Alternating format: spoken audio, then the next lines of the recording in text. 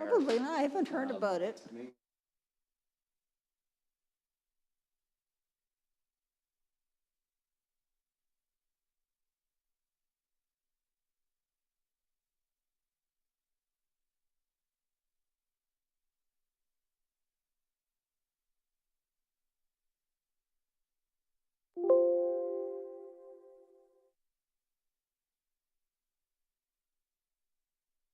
Probably not. I haven't heard about it.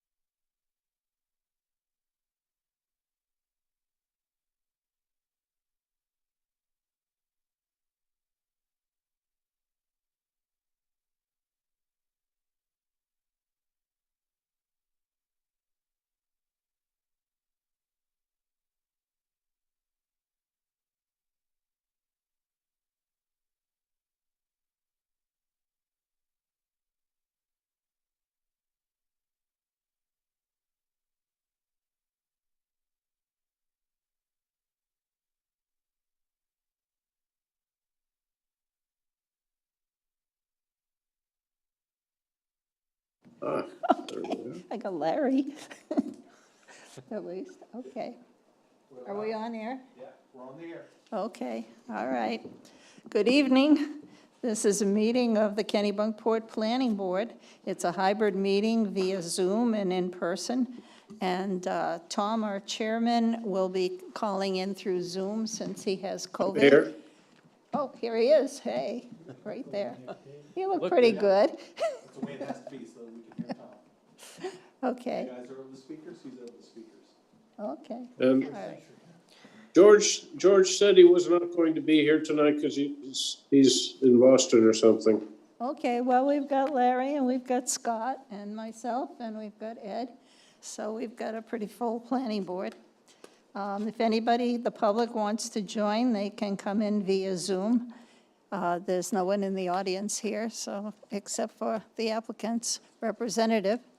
Do we have anybody on Zoom?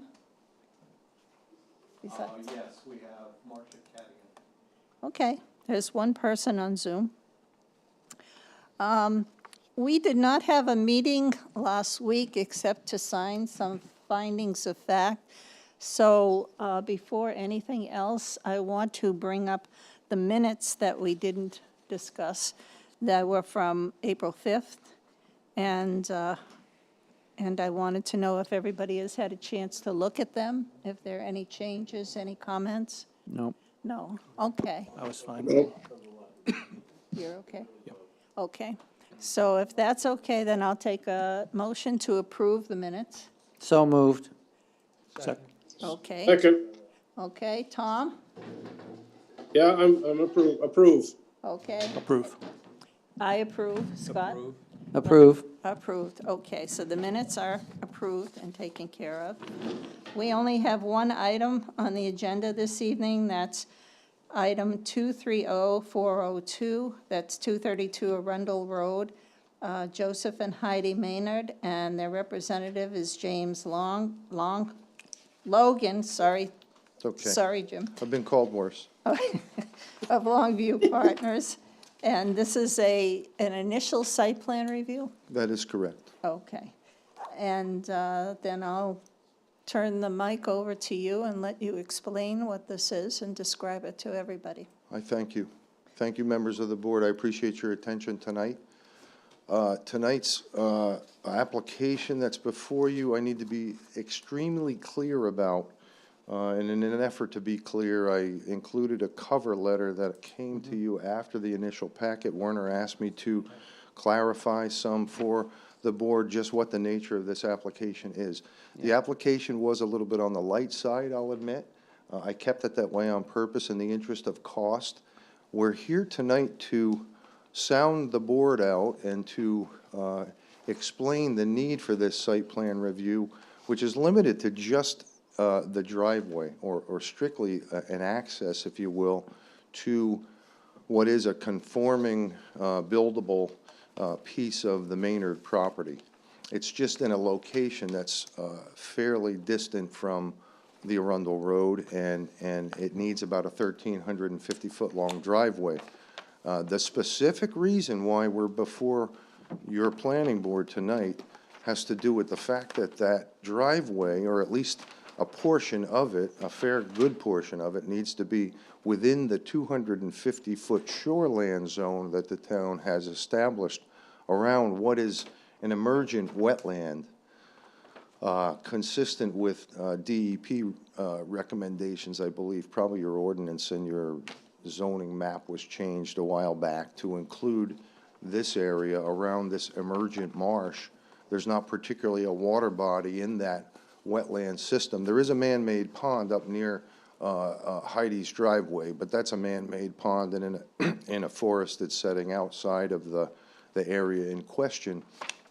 This marsh area that is non-forested is the type of wetland that the DEP, during their reviews when towns contemplate zoning changes, often want to include that for added level of protection. So the shoreland zone around this particular emergent wetland is a 250-foot wide landward overlay zone that's similar to what you would have along a river segment or along the ocean front. However, it's established around this particular wetland. The 250-foot overlay zone includes a 75-foot setback for construction, and that's consistent with DEP's recommendations for what are known as wetlands of special significance, or WAS-type wetlands. Those are the emergent ones, as I've just recognized, with no trees on top. Attached to that wetland are numerous fingers of forested wetlands, and that is the location, the preferred location of where the driveway would need to go. You can see the spatial arrangement of the wetlands and the property lines indicate or suggest that we really have to be up against that side property line, just as far from the emergent wetland as possible, though not 75 feet. And you'll note that there are several locations where a culvert would need to be placed and fill would be needed to get that driveway, that gravel driveway, through those narrow wetland crossings. We've computed something about 4,000 square feet of wetland impact. Typically, in a forested wetland setting that's not in the shoreland zone, the DEP allows a 1/10 of 1 acre exemption for minor fills. However, in this case, no exemptions are possible because we have a wetland crossing that occurs within the shoreland zone. So anything that you review and give a blessing to also would need the DEP oversight and DEP approval as well. Again, just for the driveway.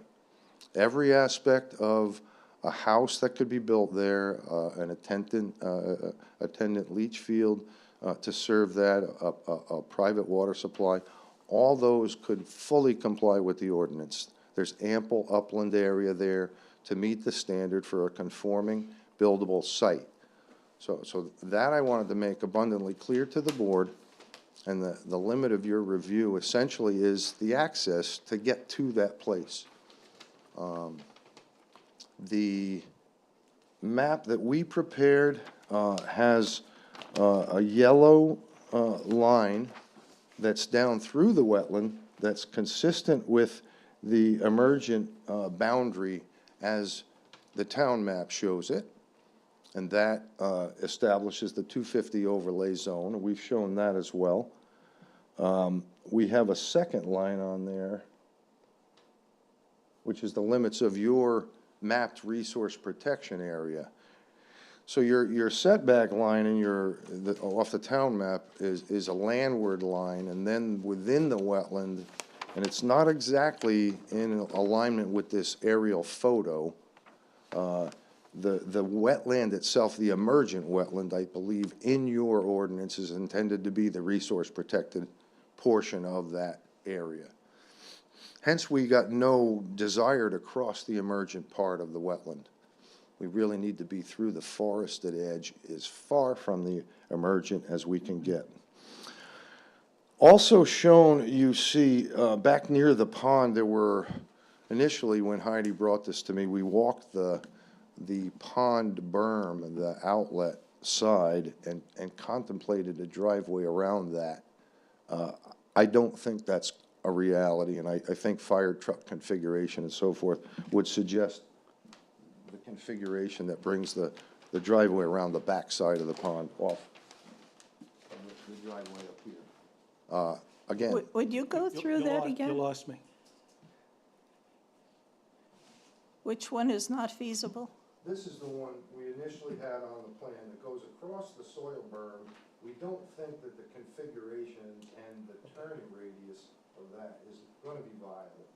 So this version with this culvert, Can you take the microphone with you? yes. Yes. Okay.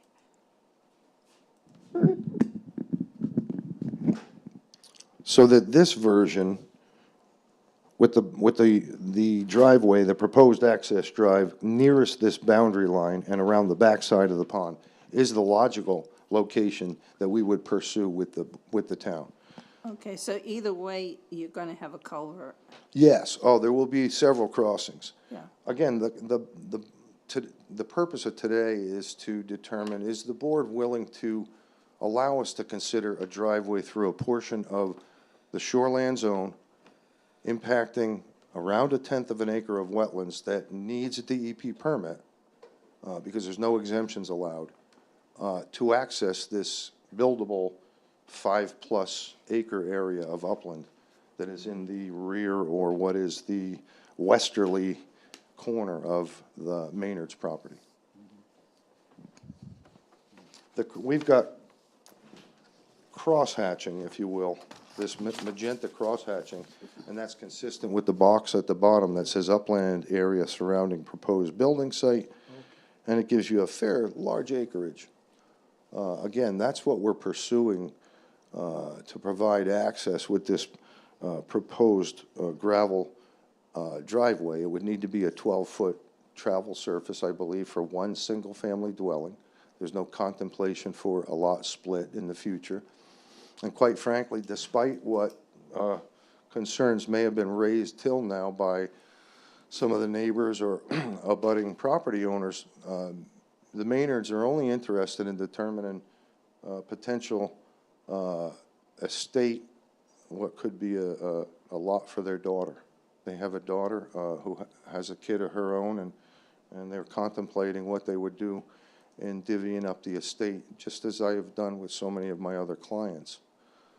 So she comes to you with this application, this, kind of a modest application for a 12-foot wide driveway. It is in a difficult location, and it needs to be 1,350 feet, but we can plan for a fire truck turnaround at the other end of it the way we need it to be.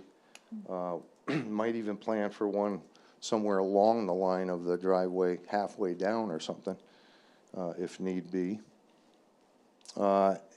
I don't know if you're,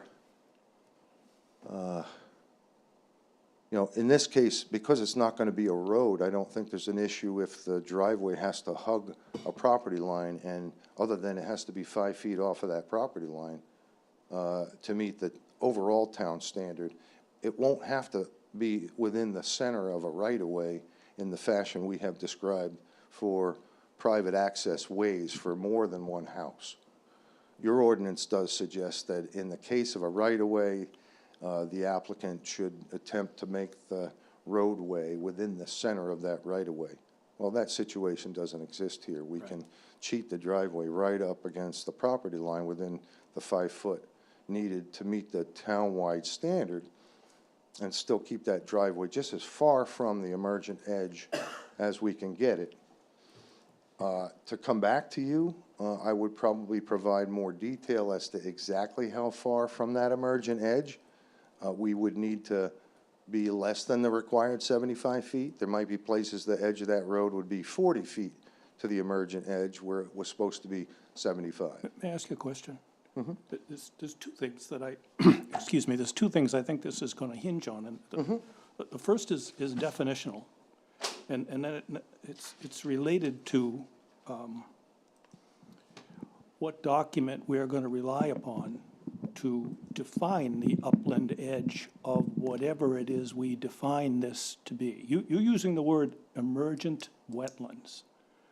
I don't see that phrase in any of our definitions. I do see freshwater wetlands. I see forested wetlands. And if we're allowing that there's a shoreland zone issue, I'm assuming that these are classified as freshwater wetlands. And I guess I'd ask Werner that question from our town's point of view. Yeah, so no, that's a good question. And so I think, whenever you see descriptions like emergent, those are typically consistent with what you'll see as freshwater.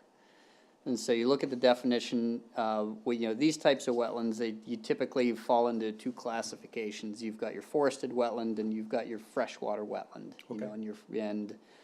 The forested, I think everybody knows what that is. That's something that's dominated primarily by trees, and it's a forested area. These open areas, where you've got these open, that are primarily, the dominant vegetation is defined as emergent.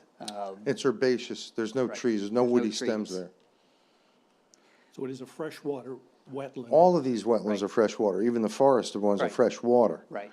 The emergent ones are wet enough to not have any tree canopy over them. And so they're very easily determined on an air photo. I mention them, Ed, only because they are consistent with the beginning point of measurement for your shoreland zone. Exactly. The freshwater wetland in the ordinance is written up as the upland edge of that is where the shoreland zone begins and extends in 250 feet and begins where the setback would be measured from, That's correct. the 75-foot or the 50-foot minimum, whichever it is. That's that, correct. It's a 75, correct. And it's 50-foot minimum if you go to the part of the ordinance that says if you can't meet the 75 and there's no other way to do it, you could go as close as 50 if the board Okay, I guess I don't agrees. remember the At specific least reference that's to how 50. I read the ordinance, and that's why I'm pushing on this. Okay, Because in the limit, it's gonna go down to, where is that edge? Right. And I'm looking at your plan, your markup of this 2019 plan, and it seems to suggest that there's some discussion about where that edge is. There's one edge, clear there's on one the that the site. map shows, there's one that our overlays show, and then you've Right. got the aerial photo, and how are we gonna decide right. where that 75-foot measurement begins? It's a point on the face of the earth, no matter what the maps are showing. No, but how are we gonna get to that?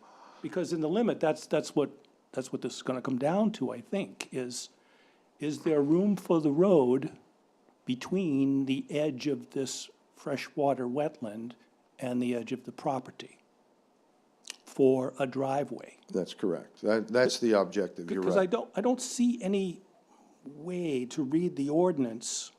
Well, let's just push on that for just a second, and then I'll back off. It says,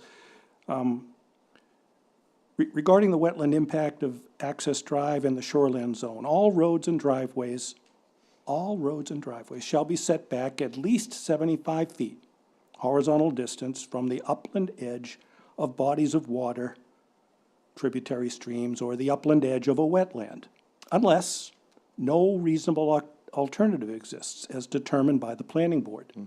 If no other reasonable alternative exists, the road and/or driveway setback shall be no less than 50 foot. Okay, It's almost like it's hammering on the fact that, okay. I don't care what the board thinks, you can't go below 50. So it's all gonna come down to, I get it. where does the board get its definition of where Well, that I'm in 50-foot agreement. measurement comes Wait a from? minute, that's my question to Werner, though. Okay.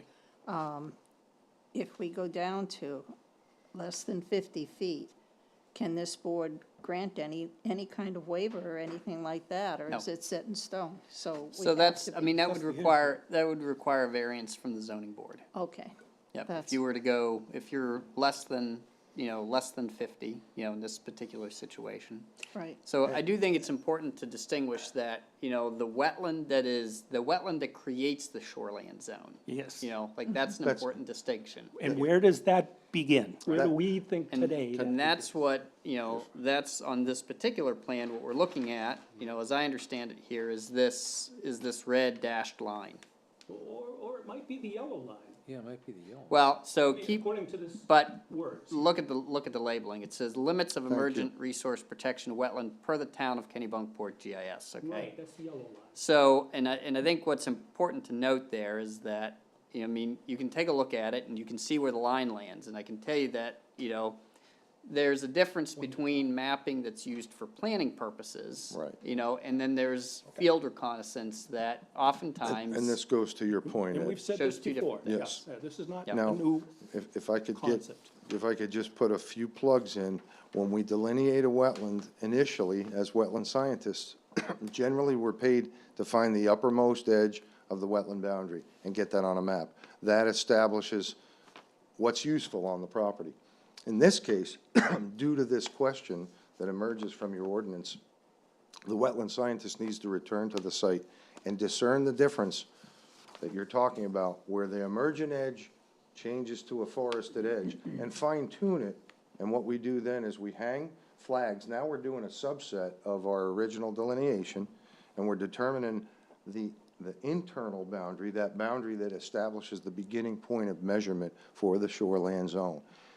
That's an extra exercise that I didn't want to rush to until I got to this board to have this discussion. Now I know 50 feet is as close as we can go, and I can go back to the site and discern what I need to do for the next effort. Boots on the ground. Yes, yes, with the idea, and recognize, I don't want to come here and appear like I'm shrifting the board of information. I'm just trying to be responsible to the client so that I'm not doing necessary work. Of But course. only doing necessary work. So if the board was amenable, I would then return to the site with the permission of the applicant, should they want to proceed, to see if we can make that 50-foot mark work. It's going to be tough. And that, I guess, would be the easy out in the event we can't make it. The answer is pretty evident. Who owns, is there a possibility of an easement into the next property? I mean, for example. I believe we discussed that briefly back, like 2 years Okay. ago when this first came up. We can re-examine that, but first I'd like to see if the lot itself can give us what it needs. Alternatives analysis is Well, what we do. It's a DEP. So you've seen how this board tries to work, you know, now, I mean, we're learning each other, and we do have some discretion, but not to I see it. go explicitly. Right. You know, sometimes the ordinance is exceptionally clear, and this is all gonna come down to the Right. definition and where that Where that point of beginning is. line Yeah, begins. yeah. The DEP, I'll let you know, when it comes to activities like this adjacent to this kind of wetland, has the permit by rule process that will let you slide down to 25 feet. But I believe you guys probably decided between the 75 requirement and the 25 DEP will allow, we're comfortable at 50. And that's my I've just take on seen that. you know, the main laws, the ordinance, and it just says 75, so I hadn't seen anything that let you go below that until I saw Yeah. our ordinance. Well, keep in mind, you know, even whenever, you know, even when we hear references to DEP, recognize, you know, you've got a couple different arms, you know, that operate within DEP, Yeah. you know, and so, That's for sure. you know, our ordinance, you know, the pieces that are in our ordinance, you know, are governed more specifically, you know, by the group that deals with shoreland zoning, you know, so that's kind of one section of DEP. But then, what we, I would say more common deal with is we'll deal with the arm of DEP that manages your permit by rule process or your NRPA permits. Yeah, that's So the your Natural National Resource Protection Act, Protection Act. which is a separate group within DEP. And whereas they're separate, they also operate under a different set of rules. And so when Jim makes reference to, you know, a permit by rule activity that lets you go from 75 down to 25, so that's a NERPA rule that allows for that. But you may not have that allowance in shoreland zoning, separate rule. And many times, you don't get the limit of the DEP flexibility because your ordinance is more restrictive, and it holds. Yep. Kennebunk has that as well. There's many places where Kennebunk's ordinance is more restrictive as well. We often have to balance, you know, whenever and so you all don't necessarily see these applications because they don't rise to the level of planning board review, but we often have to, you know, review what may be permissible even under a DEP NRPA permit, may not be allowable under shoreland zoning. And then vice versa. You know, we have some applications where, the town's ordinance is more restrictive than what NERPA, would allow, or the opposite. So, Right. you know, we often have to balance those applications to make sure that they're consistent with both regs. Yeah, there's no doubt in my mind that this 50-foot is not capricious.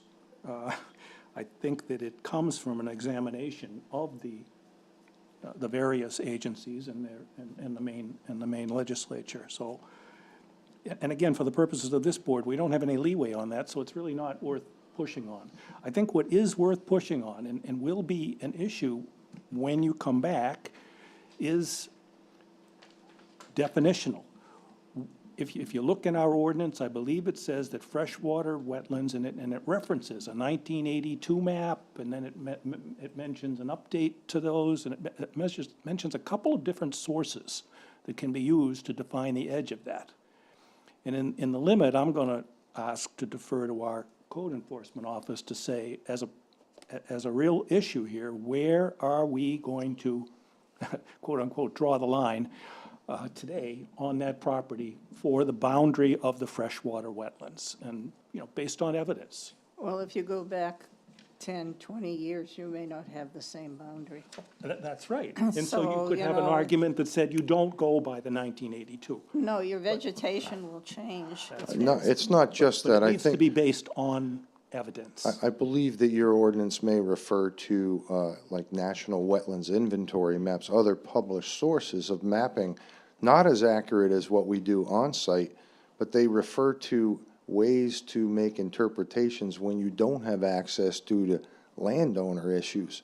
Some of these wetlands extend across multiple properties that you don't have access to. You can't just walk on them to make accurate the best information. So in those instances, I go to the code office or the planner and I say, well, we're gonna do the best we can with these multiple other sources. Then we're using the maps that are referred to, that Ed's talking about, and we do the best we can. We use the LiDAR topo information, which is much improved from what we had even 5 or 8 or 10 years ago, and we do our best. In this case, I have no problems going right back. It's all right on the landowner's land, and so there's no better way to make it accurate other than being on, like Ed said, boots on the ground. So I'll just ask Werner then. So given that, if we went out and crawled over that land and came up with a detailed map of where that line is today, would that be sufficient for us to say, yeah, that's where we're gonna start the measurement of the 50-foot or 75-foot Yeah. from? I mean, that's the applicant's job.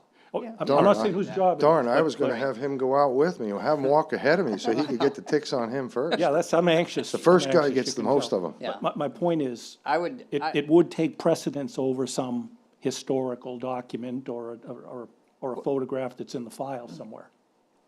yeah, right, yes. You know, because these, good answer. you know, so whenever we look at these, you know, whenever we look at these definitions and references, you know, I mean, they talk about, you know, so first of all, you have, you know, maps that were, you know, that were soils maps, you know, which were developed in the early 80s. And it's not to say that those are inaccurate in terms of the soils, because the soils are the soils, you know, it's the same, Yeah. same dirt that was there in 82 is the same dirt that's there today.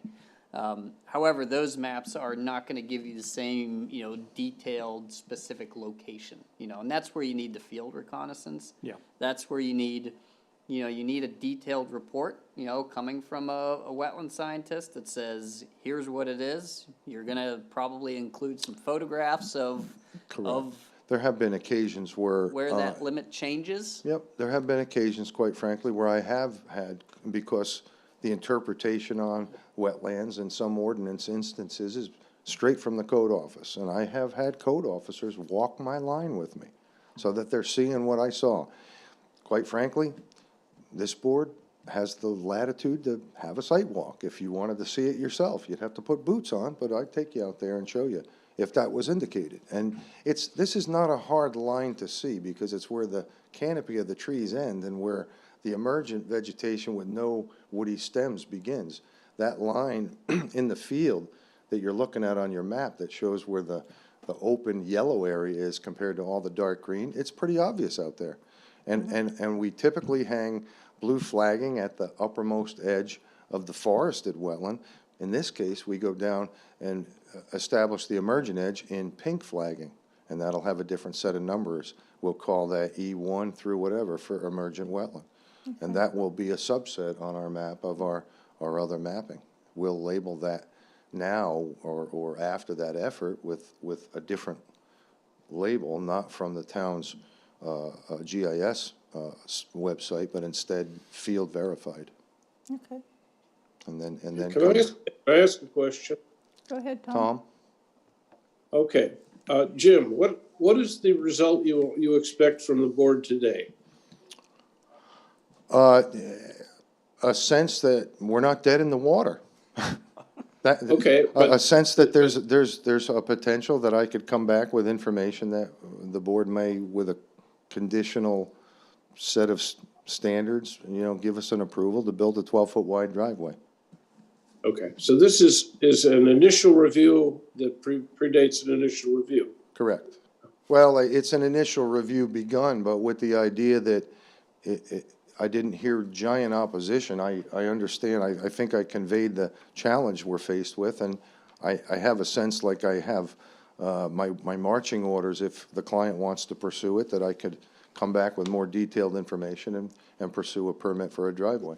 So this is more like a sketch plan that we would have. If it was a Or- subdivision, I don't want or- to, I don't, to use the term sketch plan Or- sends it over towards subdivision, and I don't No, want no, anybody to I'm think not it's that. talking subdivision, but it's what we would call in the subdivision a sketch plan. Correct. But Go ahead. this has come in as an initial site plan review, and one, would the board, Tom, have the option of saying, this is an incomplete application at this point, and we could continue this, pending the applicant providing a significant amount of new information, including the construction of the driveway and its dimensions and Right. slopes and Correct. all of the other good Correct. stuff that Correct. goes. I didn't want goes to head along. off in the No, why direction of would a you waste- grading plan Why would you yet. waste your Correct. time and the Correct. client's Thank money? you, Ed, but- I appreciate that. But just a thought, is that a way to approach this?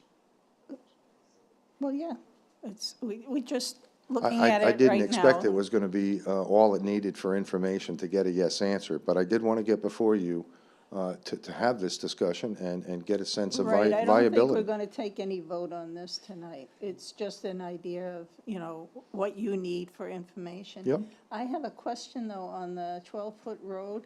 Would we, because it's so long, would we need the fire chief to hone in on it? No? No. Okay, all right. Although I That's what will thought. tell you, I have every intention of providing a turnaround that the fire chief would be accepting, because we've done this enough The times. turnaround's not a problem. I just wanted to make sure that on a private road, the width is Mm-hmm. okay. Well, and this doesn't qualify as a private road. This is just a really long driveway, Oh, okay. for a single And family again, the home. only reason we're here is that it has to be within that shoreland zone, and the question over, is it 50 or is it 75? Right. If I could do it at 75, we wouldn't even be at the board, Right. because I would be complying 100%. Yeah. Okay, all right. Yeah, Does I- anybody else have any questions? Larry? I had a couple of questions. So Okay. I'm interested in this man-made pond. So which direction does the pond drain? Oh, I believe the outlet, if you could call it an outlet, because there's no real channel, is through the berm toward the marsh. Does the existence of the man-made pond affect the yellow line, which is the emergent resource protection boundary? So what I'm getting at, do they want to drain the man-made pond in order to improve the No. the location of, or the, reduce the impact of the emergent? No, I don't think there's there's no desire to change the hydrology of any part of this wetland system, other than to place a Alright. couple of 3-foot culverts to go across with Okay. no change to the hydrology. So basically, that culvert at the bottom of the page drains into the pond, and the pond drains to the northwest. Is that what's going on here? I believe that's the case, yes. Okay. So, then the other question I had is, there's a couple of black lines on this. So, the property in question, is it all the way from both sides of this area? Does this black line include, is this the property here? Yes, this is This- also the property. this also the property? Yes, but Okay. again, there's none of this is the emergent that this is. And to cross anywhere through here, this is just ridiculous. We're never gonna do that. We really have to skirt this edge, because this edge doesn't gain us anything. That was one of the alternatives we looked at. There really is no other way to get to this piece of upland, And why is it no good to cross this way? because you have a 75-foot setback Yeah. from that we need to maintain 50. You would have me go right straight through it. You'd need more than a small act of God to get through Thank you. that. Okay, just asking. If it, I bet maybe if there was a public good or something like that, we had need to get a water line through there for a Yeah, public water or And even something. that would be a temporary impact, Right, Okay. not a right. permanent Bedding one. and Yep. we sometimes will put a utility line through that kind of a wetland, but you put the wetland surface back where it was, and you have no permanent impact in the wetland, Okay, the way a driveway would be. Were you gonna run your sewer line all the way down here? No, there's no sewer, this is septic. They're gonna have septic back where the Your house is. septic?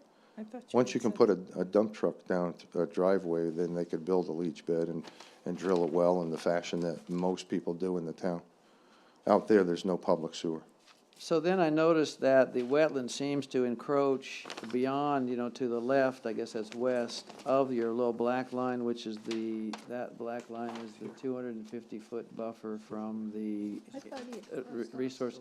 So are you saying that wetland doesn't really exist, and you're gonna verify that it stops over here somewhere? What is this, how does this impact? This is forested wetland, not consistent with the emergent. I was reading it wrong. Again, I need to, this is your version, or actually, this is our site reconnaissance version. You really need to take the mic with you when you Yes, let me, do that. I need to clarify some things. What I'm gonna do for the board to make, clear what's happening. We've got town GIS information on the same map that we have the field located thing. We've already done a big part of the exercise I just talked to you about, and that is on this map, but I want to enhance the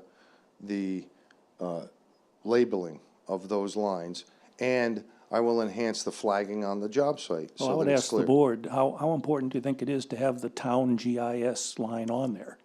Don't we really want to look for the most accurate information Correct. and not obfuscated by extraneous Other than to come here for information? this first meeting, Yeah, I yeah, wanted yeah. to have it. No, that's Correct. good. Good. That was worth for the first meeting, Correct. but I don't think you need to maintain I don't think you need to Agreed. maintain all that history unless someone else does. Larry, more questions? Well, no, I'd be interested to see the updated, the map. Okay. Scott? No, I'd love to see an updated map. Okay. Thank The other thing I'll do for the board is provide a separate map with the information, maybe with the aerial dropped out, because the aerial is important for interpretive reasons, but then, once that interpretation is made, it tends to bog down interpretations beyond that. So I might provide both, an air photo background, so that the tree line is evident more, consistent with what we show, but also take the air photo out so that the zoning is a little bit more obvious. The crosshatched zoned areas will become more evident to the board. I think. I never did find the green conceptual wetland alteration crosshatch green. Where is that? I see it in the key. They don't look so green in the crosshatch, but they are hatched. Yeah. You see, and they're lined in too. We've got, I missed that entirely. we've got these little, Again, a simplified map might be. Yeah. that's where the air photo out of it I'm may having help. trouble with the same thing. Yeah. Yeah, I think. Yeah. Jim, I think another thing that is gonna be helpful for this is the actual boundary survey, that you have referenced here. Yep, I think that's all gonna be that, important. I'm just trying to save the trees until it's information that's meaningful to the board. We'll happily supply a boundary survey as well. So then, of course, Ed mentioned it earlier, but is there any further consideration being given to an easement so that you can minimize, reroute this? Again, I'm gonna suggest, my earlier comment was, my recollection was that was already investigated several years ago, but I'll bring it up again with the client, and we'll. Remember what the ordinance says. If the planning board can be convinced that no other reasonable alternative I understand. exists, and that question's come up And twice that, now, that so- wording comes straight out of DEP law. No reasonable alternative. We could discuss what reasonable is too, but that's a different discussion. Yeah. Thank you. Thank you. Okay. Other Okay. questions? Oh, Tom? Yeah, no, I think we should just, I guess what we should do is, have just, I don't know, if we continue the initial review, or we just sort of say, something like that. He's gonna come back eventually. Yeah. I'd Well, ra- otherwise, you're gonna get into rejecting this, and it's gonna cost them more money to No, I- refile an initial review, and. I would let's not- prefer let's not do it that. didn't be considered, an inadequate application, but just more information is needed. Yeah. Rather than it Yeah. being incomplete, I believe it was complete for the We just say purposes of continued today. initial review. That's Perfect. adequate, I think. I like that. Thank you, Tom. Well, if we've got a continued initial review, we don't need a manager yet. So That's true. let's hold off on that. Okay. Well, I appreciate the board's consideration tonight. It's just what I set out to do, was to come here and sound you folks out and have a meaningful exchange and walk away knowing what I needed to do. I thank you kindly. Just to Thank you. clarify too, for agenda purposes, I think where it sounds like you've got some things to go out and take care of and do. I'd like to avoid just having this repeatedly on the agenda, but, you know, that we agree that, it may reappear on the agenda, when Mr. Logan comes back with the additional information. That saves money for the client. Absolutely. Well, it's more, actually, it may not, in the sense that, for us, it keeps it off of, keeps it off of the agenda. It doesn't give the impression that it's something that is, that is coming up at the next meeting. Right. Depending on the amount of time that goes on, we may choose to just re-notify, folks that, an application has come in, depending on how long it takes. Okay. So, Well, April has it on the next agenda already. Yeah, well, she did that pending on Right. whatever happens yeah, tonight. She she's just didn't being know. proactive and trying to Yeah, I know. figure out the Okay. next agenda. So we'll take it off of the draft agenda for, for the next meeting. And then we'll just wait to hear from Okay, you. okay. Okay, I'll update you, because I got to be at that meeting anyway, I think, for a different thing. So Yeah, I'll let you know how we make Yeah. out with this. Thank you. okay. All Very right, much appreciated. Thank you, okay. Joe. thank you.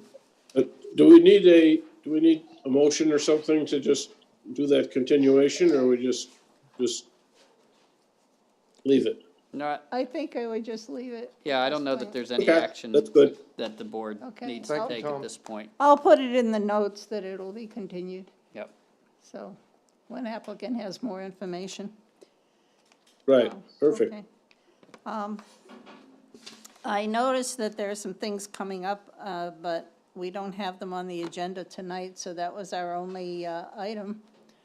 Yep, And if nobody else has any other issues to bring up, then I'll take a motion to adjourn. So moved? Second, Okay, well, I assume everybody's in favor. yep, Indeed. in Okay. favor? Yes. yep, Okay, all right, bye-bye. thank you, bye. Thank you.